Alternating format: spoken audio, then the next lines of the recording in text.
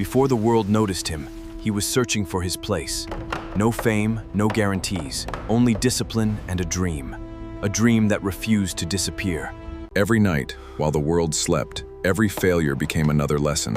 Every closed door pushed him forward. He wasn't chasing fame, he was building the man who would one day earn it. When we hear the name Bruce Lee, we picture an untouchable master executing techniques with impossible speed and absolute certainty. We see the flawless strikes and the finished product that captivated millions. But this finished image obscures the reality. By focusing on the icon, we overlook the agonizing process required to create it. Before the films and the fame, Lee was an 18-year-old immigrant stepping off a boat with $100 in his pocket. He was unknown and entirely dwarfed by the massive American landscape of 1959. This raises a question. How does an outsider with no connections and no guarantees engineer a global legacy from scratch?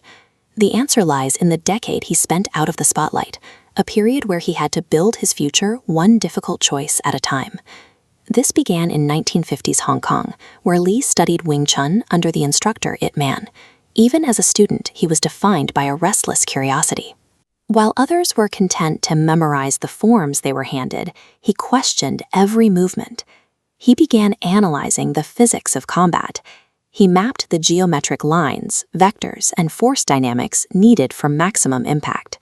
He removed inefficient angles and discarded anything decorative, leaving only a direct, functional line of force. By forcing himself to justify why every technique worked in the gym, he was developing a logic he would soon apply to every obstacle faced in America. His move to the United States forced him to start over at zero. He balanced a full course load at the University of Washington while scraping together rent by bussing tables and washing dishes at a local restaurant. At this time, there was no indication that martial arts would provide a career. No one was offering him movie contracts or a global platform.